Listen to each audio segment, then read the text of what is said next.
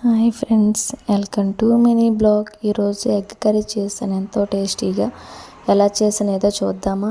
ఒక ఆనియన్, ఒక టమాటో, 2 పచ్చిమిరపకాయలు. ఆయిల్ వేడైన తర్వాత ఆనియన్ వేసి పచ్చిమిరపకాయలు వేసి ఆనియన్ ఏమో బ్రౌన్ కలర్ వచ్చిన తర్వాత టమాటా వేసి టమాటా బాగా మగ్గిన తర్వాత సాల్ట్ వేసుకొని బాగా వేగిన తర్వాత టమాటా మెత్తబడిన తర్వాత కారము, గరం మసాలా, ధనియాల పొడి.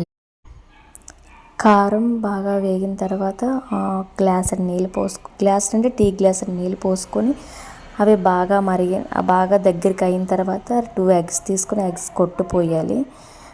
కొట్టిపోసిన తర్వాత మళ్ళీ 5 మినిట్స్ మూత పెట్టేసి 2 మినిట్స్ తర్వాత తీసిన తర్వాత అటు సైడ్ తిరగేస్తే ఒక 2 మినిట్స్ ఉంచితే లాస్ట్లో చికెన్ గరం మసాలా వేసుకుంటే చాలు. ఎంతో టేస్టీగా తిరిగిన ఎగ్ కర్రీ. చాలా సింపుల్గా చాలా టేస్టీగా ఉంటుంది. ఒకసారి ట్రై చేసి